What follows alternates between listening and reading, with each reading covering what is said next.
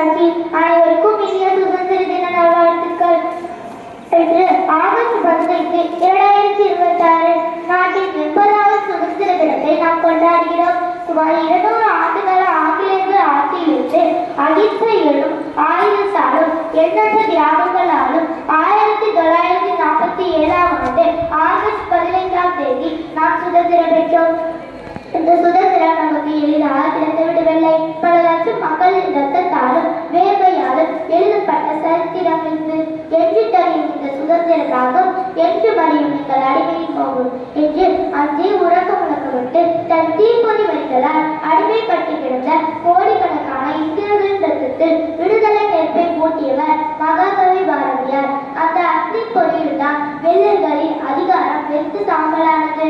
அண்ணல் காந்தியடிகளின் அகிம்சை பாதையும் குருதியை தாருங்கள் சுதந்திரத்தை தருகிறேன் என்ற நேதாஜி சுபாஷ் சந்திர போஸின் கம்பீர முழக்கமும் தூக்கு மேடையிலும் புன்னகையோடு நின்ற மாவீரன் பகத்சிங்கின் ஒப்பற்ற தியாகமும் இந்த பாரத மண்ணின் விடுதலைக்கு அசைக்க முடியாத அஸ்திவாரம் விட்டன.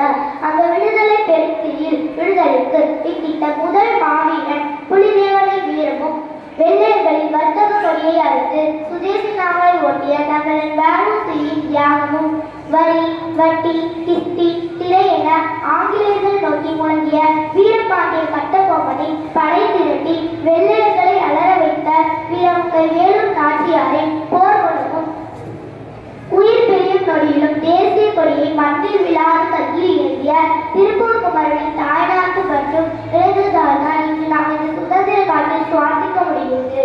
இன்று நாம் வெறும் வீர வரலாற்றை போற்றுவதோடு நின்றுவிடக் கூடாது. அன்று நாட்டை மீட்க போராடணும். இன்று நாட்டை உயர்த்த போராட வேண்டும். இளைய சமுதாயமே ஒளிகளத்த கண்ணினாய் வா வா வா உறுதி கொண்ட நெஞ்சினாய் வா வா வா என்ற பாரதியின் அழைப்பை ஏந்தி எழுவோம். இந்தியாவின் வல்லரசு கனவை நனவாக்க முயல்வோம். எனவே மொழிகளால்